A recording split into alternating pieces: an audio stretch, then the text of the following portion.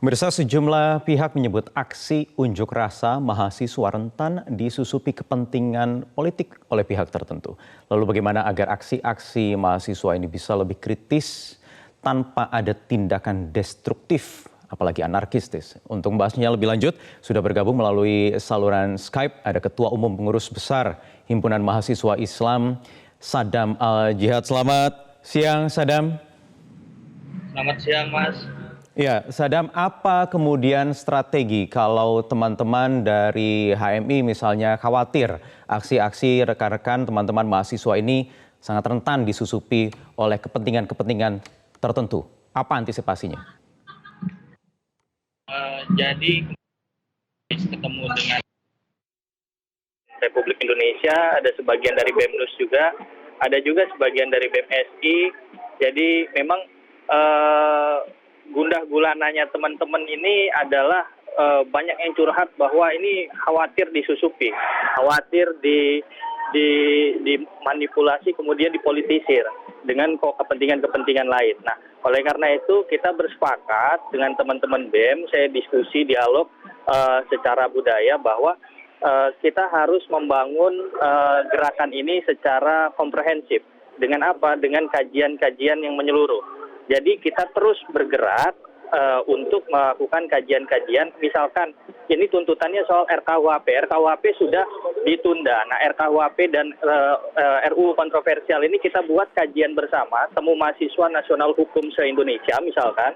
Dan itu nanti kita pertemukan juga rekomendasi-rekomendasi dari teman-teman mahasiswa ini. Kemudian kita sampaikan ke DPR RI yang sudah dilantik yang baru nanti ke depannya. Itu menjadi harapan baru kita semuanya untuk kemudian nanti DPR RI yang baru nanti bisa mengakomodir kepentingan-kepentingan mahasiswa dari rancangan-rancangan undang-undang yang kemudian direkomendasikan oleh mahasiswa. Itu yang pertama, Mas.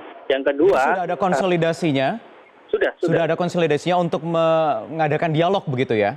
Sudah, Mas. Ini dengan BEM mana saja kalau boleh tahu, Sadam?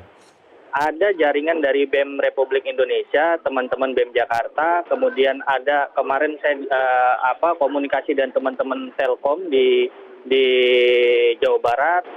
Teman-teman hari ini saya lihat pergerakannya juga bukan terpusat di DPR RI. Artinya apa?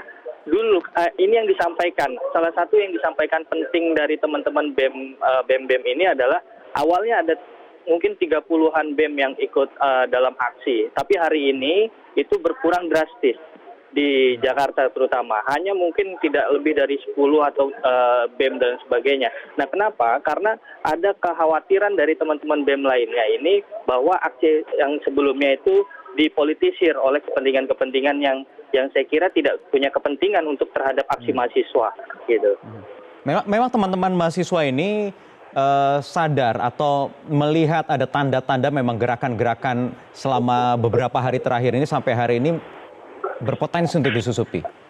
Saya berdialog dengan teman-teman dari BEM RI, di BEM Jakarta. Jadi sebetulnya mereka ada kesadaran soal itu.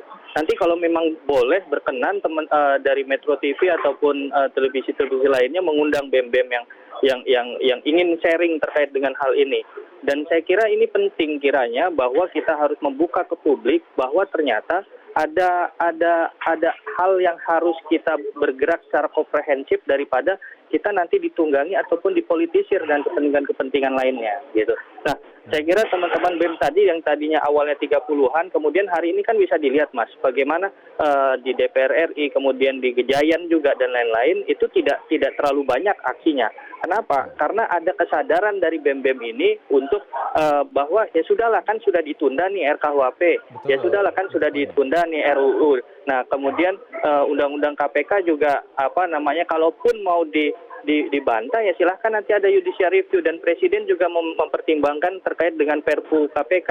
Nah, artinya apa? Artinya ruang dialog itu harus tumbuh pasca pelantikan DPR RI dan nanti pasca pelantikan kabinet dan pemerintahan baru. Nah, itulah yang harusnya kita kawal bersama-sama. Bukan akhirnya gerakan itu muncul hanya 1-2 hari kemudian ingin diselesaikan, dituntaskan, rekomendasinya tidak bisa kemudian kita mengawal sebuah agenda penting itu hanya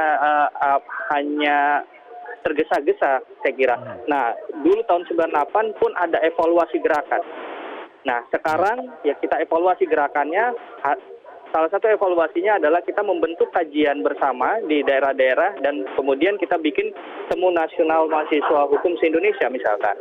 Oke, jadi ada dialog yang dibangun untuk kemudian membangkitkan juga kesadaran teman-teman akan substansi, inti permasalahan dari rancangan undang-undang yang kontroversial yang sebenarnya juga sudah dibatalkan atau ditunda untuk sementara waktu ini. Tetapi kalau tadi Temu Nasional sudah sepakat begitu di antara teman-teman mahasiswa, apakah juga ada temu, ada dialog yang diajukan oleh pemerintah? Presiden mengajak dialog teman-teman mahasiswa. Kemarin saya kira gini, Mas. Diterima tidak itu ajakan itu? Kemarin kan ditolak. Saya kira gini, Mas. Jadi saya berdialog dengan teman-teman di bawah ya, di BEM RI, di BEM NUS, bagian kampus-kampus. Tidak semuanya BEM-BEM itu menolak ajakan dialog yang dibukakan oleh Pak Presiden. Kita lihat juga di beberapa media, ada BEM UNER yang kenapa kecewa, kenapa kok ditolak ajakan dialog itu. Ada juga dari BEM Telkom, ada juga dari BEM RI, saya dialog, kenapa ditolak. Nah artinya sebetulnya teman-teman mahasiswa ini pun ingin berdialog. Artinya dan harusnya ruang sirkulasi demokrasi ini harus terbuka seluas-luasnya. Jadi sebetulnya inti permasalahan kita adalah kan menyelesaikan substansi masalahnya, bukan kemudian aksi ini akhirnya rusuh dan sebagainya.